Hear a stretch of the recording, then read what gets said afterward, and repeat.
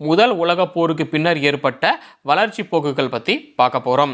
முதல் உலகப் போரானது போர்க்கால பெருமளர்ச்சி முடிவற்று தொடரும் என்ற நம்பிக்கையின் அடிப்படையில் சில குறிப்பிட்ட தொழில்களின் விரிவாக்கத்திற்கு வழிகோலியது.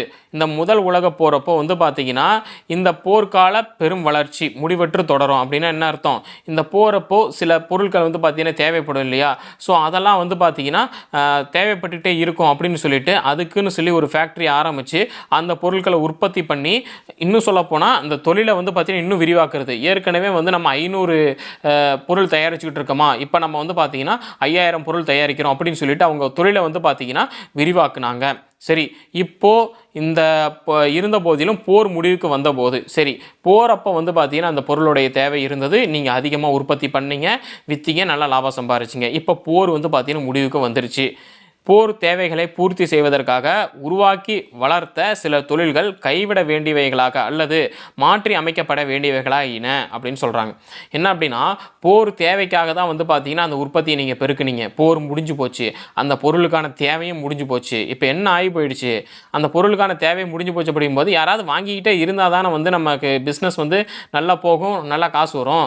இப்போது அந்த பொருள் யாரும் வாங்கலை அப்படின்னு என்ன அர்த்தம்? ஒன்று அந்த பிஸ்னஸை நிறுத்தி வைக்கணும், இல்லை அப்படின்னா அந்த பிஸ்னஸ் பண்ணோம் இல்லைங்களா, அதில் வேறு எதையாவது வச்சு பிஸ்னஸ் பண்ணணும். சரிங்களா? ஸோ இப்போ ஒரு மிஷின் வாங்கி போட்டாங்கன்னு வச்சுக்கோங்க, அந்த மிஷினில் இதை தான் உற்பத்தி பண்ணுறீங்க அப்படின்னா சரி ஒன்று அதை அப்படியே நிறுத்தி வைக்கணும், யாருமே அந்த மிஷினில் உற்பத்தி பண்ண பொருளை வாங்கலை அப்படின்னு நிறுத்தி வைக்கணும். இல்லை அப்படின்னா அந்த மிஷினை வச்சு வேறு எதையாவது அப்பத்தி தேவைக்கு வேறு எதுக்காவது பயன்படுத்த முடியுதா அப்படின்னு பார்க்கணும். அதுதான் சொல்கிறாங்க.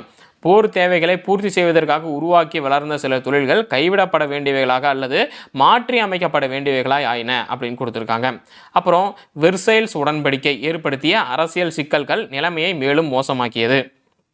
அதாவது இந்த வெர்சைல்ஸ் உடன்படிக்கை அப்படிங்கிறது பார்த்தீங்கன்னா ஒரு நியாயமாக பார்த்தீங்கன்னா ஒரு உடன்படிக்கை போடலை. 2 நாடுகள் சண்டை பண்ணிக்கிறாங்க. ஒரு நாடு பார்த்தீங்கன்னா நல்லா பலமாக இருக்காங்க, இன்னொரு நாடு வீக் ஆகிட்டே போகிறாங்க. அப்படின்னா நாங்கள் சரணடைகிறோம், உங்களுடைய உடன்படிக்கைக்கு நாங்கள் ஒத்து போகிறோம் அப்படின்னு சொல்கிறாங்க. உடன்படிக்கைக்கு ஒத்து போகிறோம் அப்படின்னா 2 நாடு பேசி வச்சுட்டு உடன்படிக்கை போகிறது கிடையாது. எந்த நாடு பார்த்தீங்கன்னா பலமாக இருக்காங்களோ அந்த நாடு ரூல்ஸை சொல்லும், விதியை சொல்லும், நீங்கள் இந்தந்த மாதிரி தான் இருக்கணும் அப்படின்னு சொல்லும். அதை வீக்காக இருக்கிற நாடு பார்த்தீங்கன்னா ஃபாலோ பண்ணணும். அதுதான் இந்த வெர்சைல்ஸ் உடன்படிக்கை அப்படிங்கிறது. அவங்க போட்டது பார்த்தீங்கன்னா நியாயமான ஒரு ரூல்ஸை போட்டிருக்க மாட்டாங்க, அநியாயமான ஒரு ரூல்ஸை தான் போட்டிருப்பாங்க. அதனால தான் சொல்கிறாங்க வெர்சைல்ஸ் உடன்படிக்கை ஏற்படுத்திய அரசியல் சிக்கல்கள் நிலைமையை ரொம்பவும் மோசமாக்குச்சு அப்படின்னு. எப்படி மோசமாக்குச்சு அப்படின்னா, பொருளாதார தேசியவாதம் அப்படின்ற புதிய அலை பாதுகாப்பு அல்லது சுங்கத்தடைகள் இறக்குமதியாகும் பொருட்களின் மீது வரி சுமத்துவது என்னும் பெயர்களில் தன்னை வெளிப்படுத்தி கொண்டு உலக வர்த்தகத்தையே பாதிச்சுது அப்படின்னு சொல்கிறாங்க. இந்த பொருளாதார தேசியவாதம் அப்படின்ற புதிய அலை அப்படின்னா என்னென்னா, இப்போ பார்த்தீங்கன்னா இந்த மாதிரியான வெர்சைல்ஸ் உடன்படிக்கை போட்டாங்க. இப்போ பார்த்தீங்கன்னா ஒரு நாட்டுக்கு இன்னொரு நாட்டுக்கு ஆகாது அப்படிங்கும்போது அந்த நாட்டிலிருந்து இந்த நாட்டுக்கு பொருள் இறக்குமதி ஆகுது அப்படிங்கும்போது ஏற்கனவே இறக்குமதி ஆகும்போது பார்த்தீங்கன்னா அந்த கப்பலில் இறங்கும், அந்த ஹார்பரில் இருந்து சுங்கவரி கொடுத்து தான் பார்த்தீங்கன்னா அந்த நாட்டுக்குள்ளே அந்த பொருளை எடுத்துகிட்டு வர முடியும். அதாவது டியூட்டி கட்டி தான் அந்த பொருளை எடுத்து வர முடியும்னு சொல்லுவாங்க இல்லைங்களா. அப்படி அந்த சுங்கவரி ஏற்கனவே 100 ரூபாய் தான் கட்டிக்கிட்டு இருந்தாங்க. ஒரு எக்ஸாம்பிளுக்கு சொல்கிறேன், ஒரு 100 ரூபாய் தான் கட்டிக்கிட்டு இருந்தாங்கன்னு வச்சுக்கோங்க. இனிமேல் நீங்கள் 500 ரூபா கொடுத்தாதான் உங்கள் பொருளை எங்கள் நாட்டுக்குள்ளே விடுவோம் அப்படின்னு சொல்லிடுறாங்க. அதுதான் பார்த்தீங்கன்னா சுங்கவரியை சுமத்துவது அப்படின்னு சொல்கிறது. சரிங்களா? ஸோ இந்த சுங்கத்தடைகள் அப்படிங்கிறது அதுதான். சுங்கத்தடைகள் இறக்குமதியாகும் பொருட்களின் மீது வரி சுமத்துவது. அப்படி வரி சுமத்துனாங்க அப்படின்னா அவங்ககிட்ட அந்த வரியை கொடுத்து பொருளை எடுத்துகிட்டு வர அளவுக்கு காசு இருக்கணும். அந்த அளவுக்கு காசு இல்லை அப்படிங்கும்போது எப்படி அவங்க கொண்டு வருவாங்க? அப்படியே அவங்க காசை கட்டி அந்த பொருளை அந்த நாட்டுக்குள்ளே எடுத்துகிட்டு வந்துடுறாங்கன்னு வச்சுக்கோங்க. வந்த உடனே இப்போ ஒரு பொருள் இருக்குன்னு வச்சுக்கோங்க, அந்த பொருளுக்கு 20 ரூபா கொடுத்து மக்கள் அந்த பொருளை வாங்கினாங்க.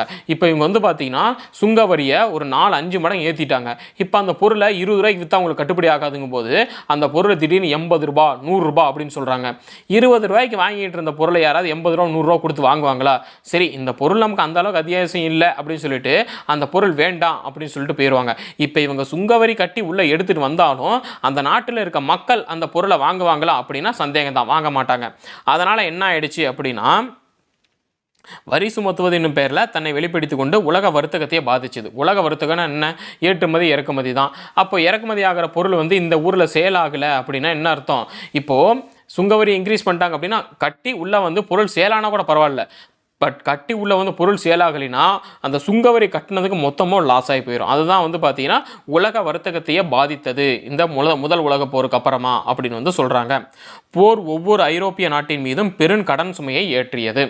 அதாவது என்னென்னா, அந்த ஐரோப்பிய நாடுகள் வந்து பார்த்திங்கன்னா ரொம்ப ஓவராக ஆடிட்டு இருந்தாங்க. இந்த போர்ச்சுகீசியர்கள், ஃப்ரெஞ்சுக்காரர்கள், ஆங்கிலேயர்கள், டேனிய இதெல்லாம் வந்து பார்த்திங்கன்னா அவங்க வந்து பக்கத்து நாட்டில் போய் வியாபாரம் பண்ணிட்டு ரொம்ப ஓவராக பண்ணிகிட்டு இருந்தாங்க.